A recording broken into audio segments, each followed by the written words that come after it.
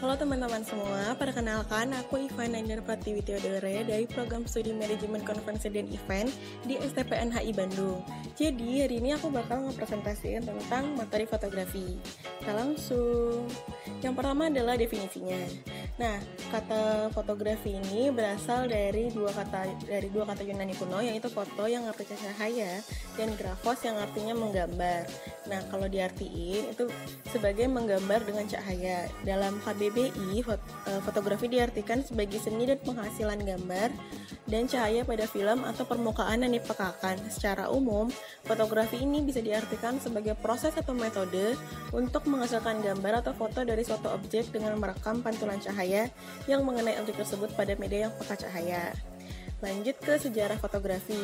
Nah, pada abad ke-5 sebelum Masehi, seorang pria bernama Moti mengamati sebuah gejala yang jika pada dinding ruangan gelap terdapat lubang kecil atau pinhole, maka di bagian dalam ruang itu akan terefleksikan pemandangan di luar ruang secara terbalik melalui lubang tersebut. Nah, Moti adalah orang pertama yang menyadari fenomena kamera obscura.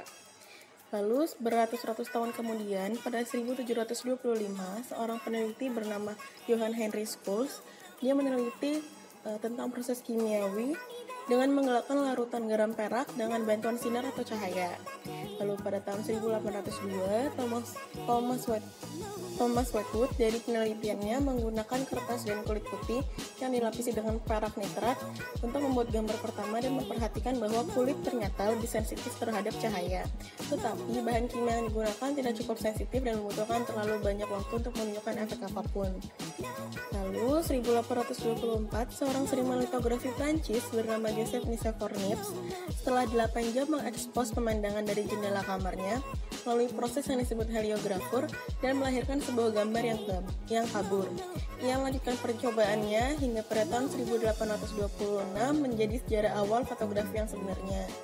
Nah, 1839, Louis Jacques de Daguerre dinobatkan sebagai orang pertama yang berhasil membuat foto yang sebenarnya. Kalau kalian bisa lihat, itu tuh hasil pertama foto yang melalui proses Daguerrean type. Untuk membuat gambar permanen, pelatnya itu harus dicuci dengan larutan garam dapur dan air suling. Lalu pada tahun 1880, dengan memanfaatkan plat kering ciptaan Eastman, fotografer tak harus memikirkan bahan kimia atau kamar gelap, tempat untuk melakukan proses kimia fotografi. Pada 1880, tidak cuma plat kering yang diciptakan, tapi mesin untuk memproduksi massal gambar pun ia ciptakan. Eastman ini adalah salah satu pendiri dari Kodak Film. 1950, udah hampir 100 tahun kemudian, untuk memudahkan pembidikan kamera single lens reflex, maka mulai digunakan prisma atau SLR, dan Jepang pun mulai memasuki dunia fotografi dengan produk kamera Nikon. Tahun 1972, kamera Polaroid temuan Edwin Land mulai dipasarkan. Nah, kamera Polaroid mampu menghasilkan gambar tanpa melalui proses pengembangan dan pencetakan film. Selanjutnya ada fungsi fotografi. Fungsi fotografi yang pertama itu adalah sebagai sumber pendapatan. Fotografi itu pada saat ini bisa menjadi penghasilan bagi seseorang, terlebih mereka yang udah merambah dunia fotografi secara profesional. Itu artinya fotografi sudah bisa menjadi sebuah bisnis yang menjanjikan. Selain bisnis, fotografi juga digunakan sebagai hobi yang bisa mendatangkan uang. Lalu yang kedua adalah sebagai sarana menyalurkan minat dan bakat. Dalam dunia fotografi, ada ribuan bahkan jutaan orang yang menggunakan fotografi itu sebagai sarana menyalurkan bakat dan minat yang dimiliki. Sebagai sarana, ia bisa dikembangkan ke tahap berikutnya. Misalnya seperti yang tadi, bisa melakukan kegiatan fotografi dan bisa dikembangkan sebagai bisnis. Lalu yang ketiga, ada sebuah dokumentasi dan bentuk otentik. Jadi dokumentasi sebenarnya adalah bentuk otentik yang secara langsung menunjukkan visualisasi suatu kejadian atau dokumen. Banyak orang menggunakan foto sebagai kelengkapan laporan ataupun sebagai salah satu bukti. Nah, yang keempat adalah sebagai seni. Pada fotografi, seseorang bisa mengasah kreativitas dan kemampuan dirinya lebih tinggi lagi. Yang berarti sifat fotografi tidaklah kaku. Sebagai seni, fotografi juga telah menjadi suatu sumber pengetahuan yang terus bertambah seiring waktu berjalan. Lalu kita lanjut ke jenis-jenis kamera. Yang pertama ada kamera analog. Kamera ini tuh masih menggunakan film 35 mm. Kamera ini memiliki 3 elemen, yaitu yang pertama ada badan kamera, ada optikal yang berupa lensa, dan ada kimia yaitu film itu sendiri. Nah, baru yang kedua ada kamera instan yang bisa mencetak foto hanya dalam waktu kurang lebih 5 detik setelah menekan tombol shutter. Itu tuh sekarang tuh ada kayak foto Polaroid cam, atau bisa kayak instant Fujifilm. Lalu yang ketiga ada kamera saku atau pocket cam. Kamera ini kamera otomatis yang dimana kamera tidak bisa diganti-ganti lensa kameranya. Lalu yang keempat ada kamera TLR atau twin lens reflex. Jadi salah satu kamera ini tujuannya untuk menangkap cahaya yang dihasilkan untuk menghasilkan gambar. Sedangkan yang lainnya digunakan untuk sistem jendela bidik yang biasanya dilihat dari atas di tingkat pinggang. Lalu yang kelima ada kamera SLR atau DSLR. Kamera SLR atau kamera DSLR ini memiliki sebuah lensa yang menggunakan sistem cahaya yang masuk ke dalam kamera dan membelokkannya ke mata fotografer. Lalu yang keenam ada kamera prosumer. Kamera prosumer yang sudah dilengkapi dengan pengaturan layaknya DSLR biasa dipakai fotografer profesional. Dan saat ini yang sama juga mempertahankan kemudahan penggunaan layaknya kamera pocket. Nah, kamera prosumer ini beda aja dengan SLR atau DSLR adalah kamera ini lensanya tuh nggak bisa diganti-ganti gitu.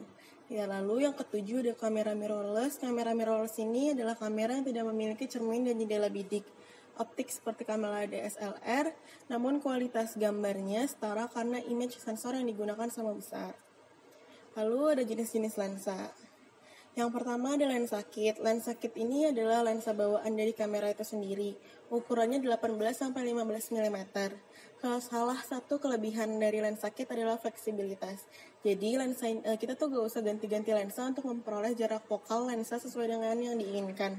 Karena kalau kita mau mengambil gambar dengan lensa fokal yang lebar, kita bisa mengatur rentang fokal lebarnya ke yang lebih kecil, misalnya kayak ke 18-20 mm. Kekurangannya ya ada di bukaan atau aparaturnya.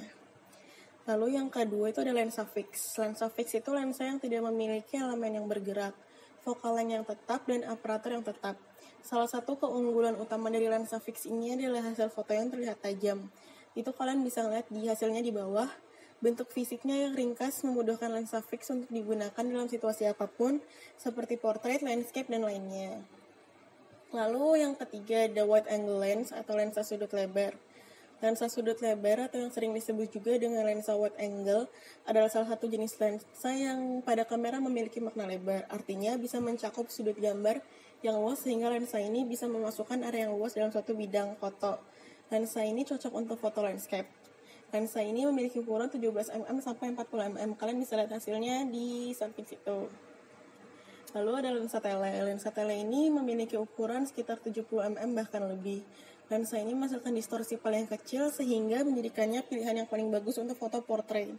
Lensa tele sangat berguna ketika Anda berada pada situasi di mana kalau kita tuh nggak bisa berada di dekat dengan subjek. Misalnya kita kayak foto di alam liar atau olahraga, itu biasa menggunakan lensa tele. Lalu ada lensa makro. Lensa makro ini adalah lensa yang untuk membuat gambar close up yang lebih ekstrim. Biasanya dari benda-benda yang sangat kecil. Kalian bisa lihat contohnya itu ada di foto di serangga itu. Kalian bisa lihat itu detail banget.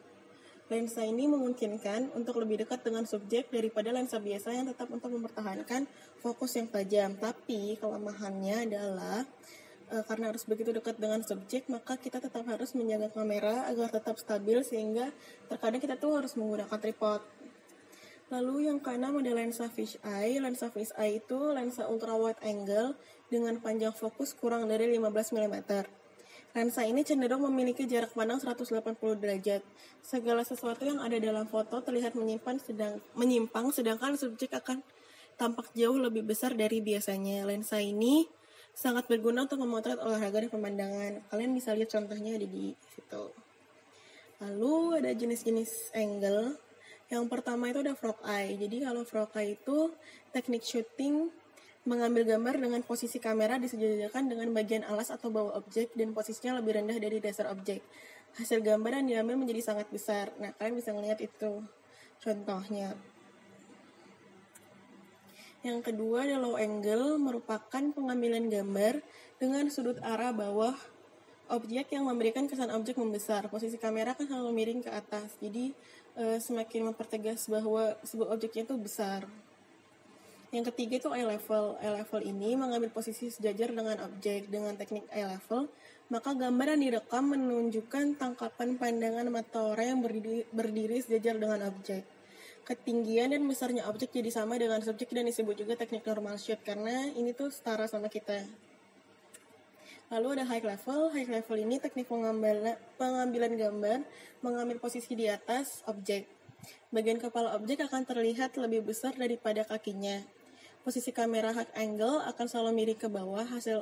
Hasilnya objek shooting menjadi lebih kecil. Hasil gambarnya menjadi dramatis dan terkesan kerdil. Lalu ada eye bird, teknik bird eye atau mata burung, merupakan teknik syuting dengan memposisikan juru kamera di atas ketinggian dalam merekam objek. Hasilnya, gambar-gambar yang tampak akan menunjukkan lingkungan sekitar lebih luas. Benda-benda lainnya di sekitar objek juga akan tampak dalam ukuran kecil. Lalu yang keenam ada over shoulder. Teknik syuting ini mengambil gambar dari arah belakang bahu objek. Akibatnya, objek hanya nampak bagian bahu atau kepalanya saja. Biasanya, teknik ini dipakai untuk menunjukkan bahwa objek sedang melihat sesuatu ataupun sedang berbincang-bincang.